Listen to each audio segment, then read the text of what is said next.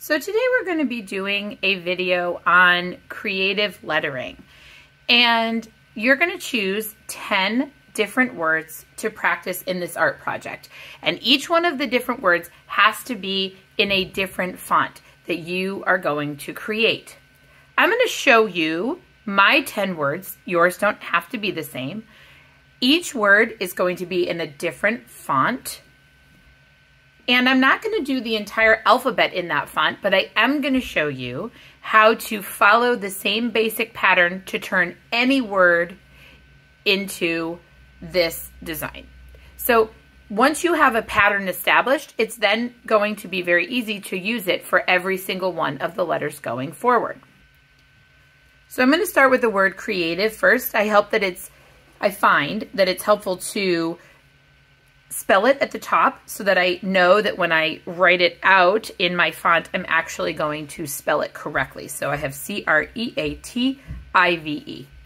So for this first font, I'm going to go ahead and just draw in my best normal handwriting, capital C, R, E, and then to make the E, I draw a line like this and then come around and connect. So it's very lean and linear. Then for my A, I'm going to draw a squiggle tail like that, and then the bubble that attaches, so C-R-E-A. And then the T is going to come down like this and have the same curved tail. So I have curve, curve, curve, curve going across, and then a line like this. And you guessed it, the I is also going to have a curve and a circle dot.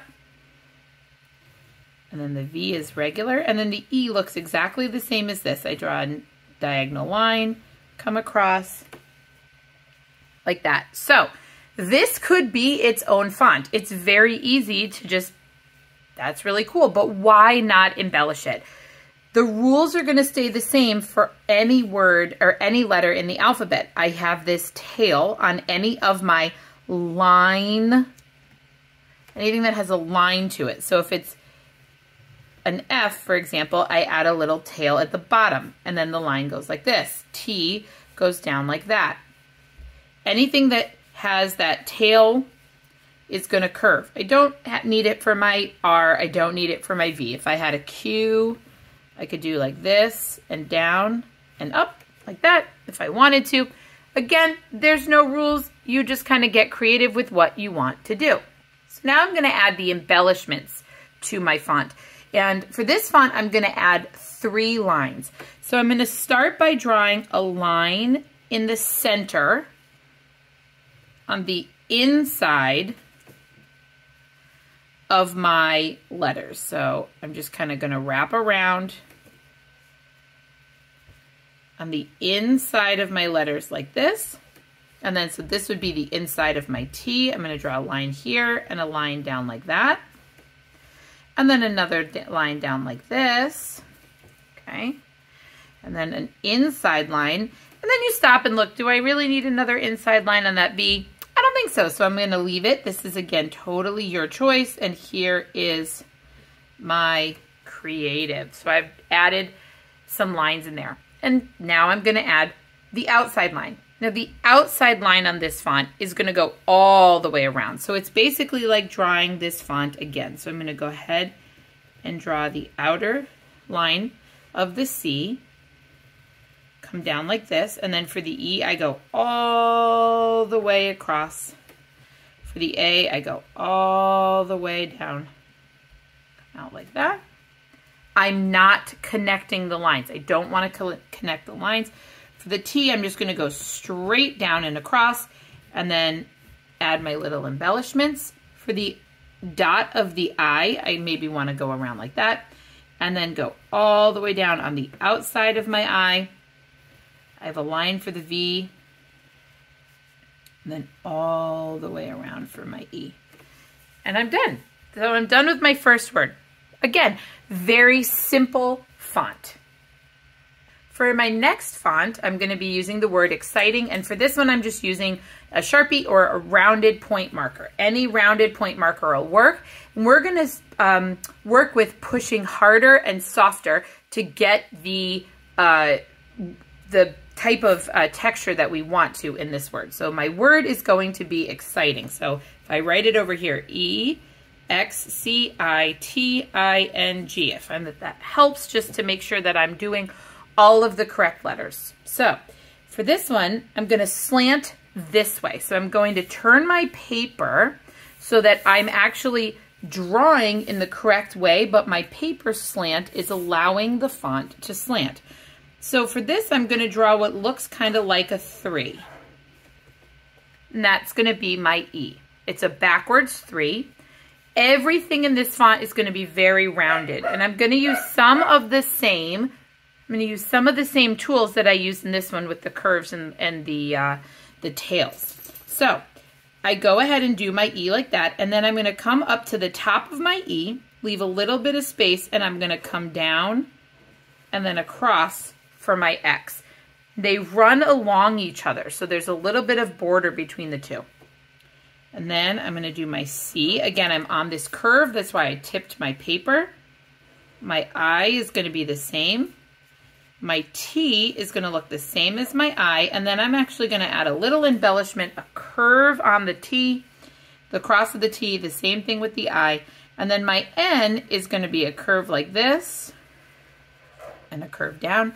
And then the coolest part of this is the G can go here and go all the way across. So we can do a big embellishment on the G. So you go ahead and draw the circle for the G and then come down and across like this. So now I've got my really cool kind of sweeping font, and I've pushed and pulled to get this kind of curved pattern. Now I'm going to go in and add, the only way I can really describe it is a raindrop. I'm going to add this kind of raindrop element to the ends of all of my curves.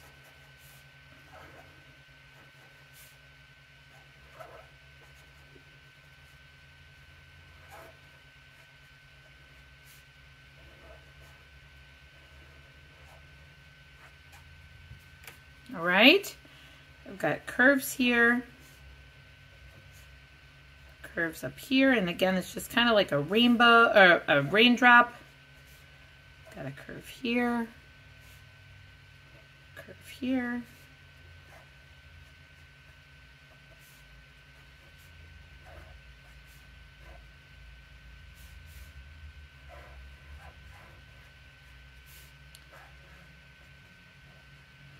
And the tips kind of naturally lend itself, the curlicues naturally lend itself to this curve. And then if you find that it's not as dark as you would like, you can trace over. I'm sorry, that was just my dog for a minute. You can go over like this, okay, and trace like that.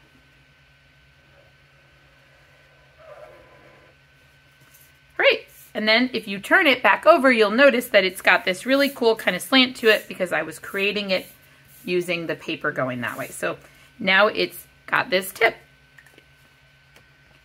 Okay, so for my third word, I'm going to do artist, and I'm using a regular Sharpie for this one.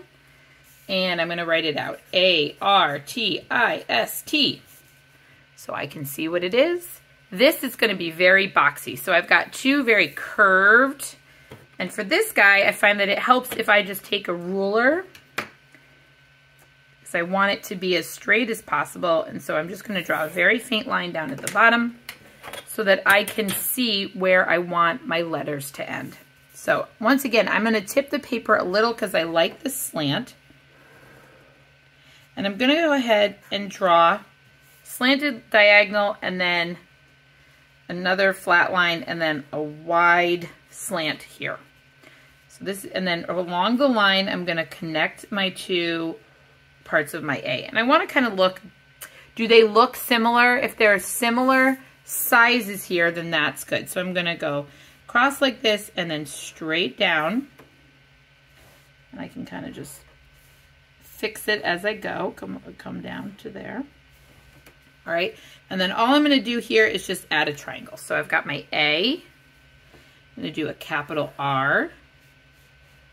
So same thing, I just kind of come across.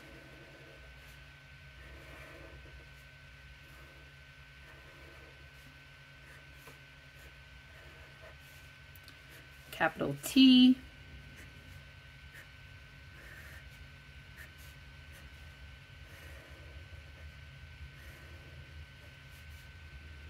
capital I,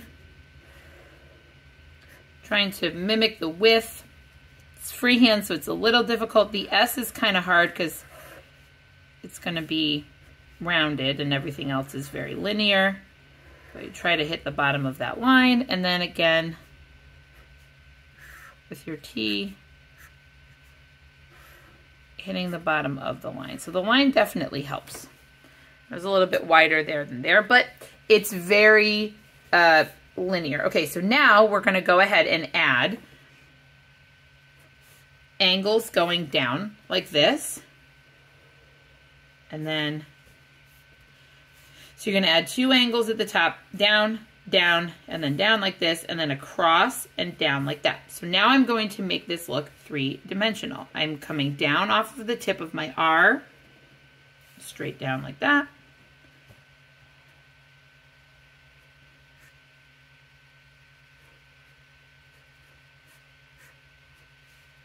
Okay, and then in the inside here, I can do this,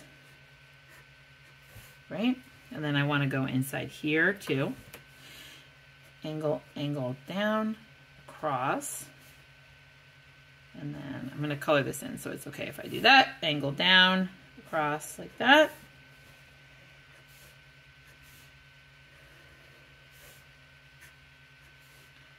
And then the S is hard. So the S, we're going to start here. We're going to angle down, down, across, and then like this guy. So we just add like this little bit of a tail piece.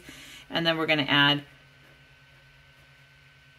an inside here, and then there, across, and then down again, angle, across. Okay, so now I've done this, but I really want this 3 dimensions, so I'm going to go ahead and color it in.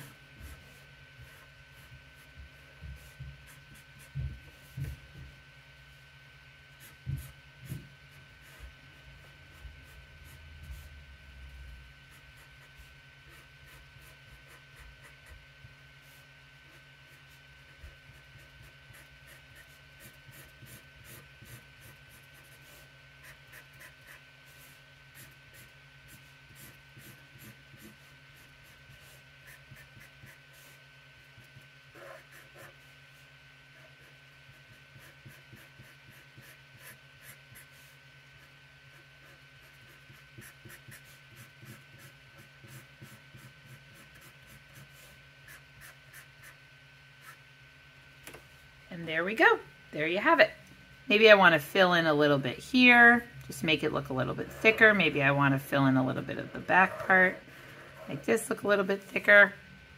It's up to you. All right, so go ahead to the second video for the next 3 words.